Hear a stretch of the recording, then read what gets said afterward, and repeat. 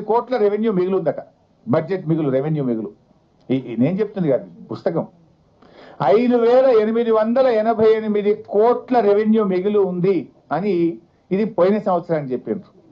ఈ సంవత్సరం బడ్జెట్ లో ఏం చెప్తున్నారంటే 2738 కోట్ల మిగులు బడ్జెట్ ఉంటుంది, రెవెన్యూ సర్ప్లస్ ఉంటుందని చెప్పి ఇందులో ఈ బడ్జెట్ పుస్తకంలో చెప్పారు. రేవంత్ రెడ్డి ఏమంటాడు, రాష్ట్రం దివాళా తీసింది, ఉద్యోగస్తులకు జీతాలు ఇవ్వండి, డిఏలు ఇవ్వండి, పెన్షన్ రిటైర్మెంట్ డబ్బులు ఇవ్వండి అంటే ఎక్కడ 500 కోట్లు కూడా లేవు, 500 కోట్ల క్యాపిటల్ ఎక్స్పెండిచర్ డబ్బు లేదు అని బయట ఉద్యోగస్తులు అడుగుతారేమో వాళ్ళకు చెప్తాడు.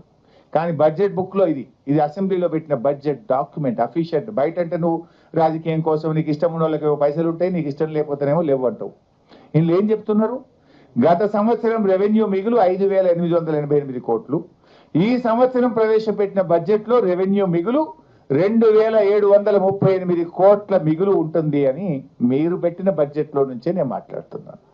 మరి రెవెన్యూ సర్ప్లస్ లేట్, మరి ఇక దివాలా తీసిందంటూ నీ మైండ్ దివాలా తీసిందా, రాష్ట్రం దివాలా తీసిందా? రాష్ట్రం దివాలా తీస్తే బుక్ లో ఉండాలి కదా.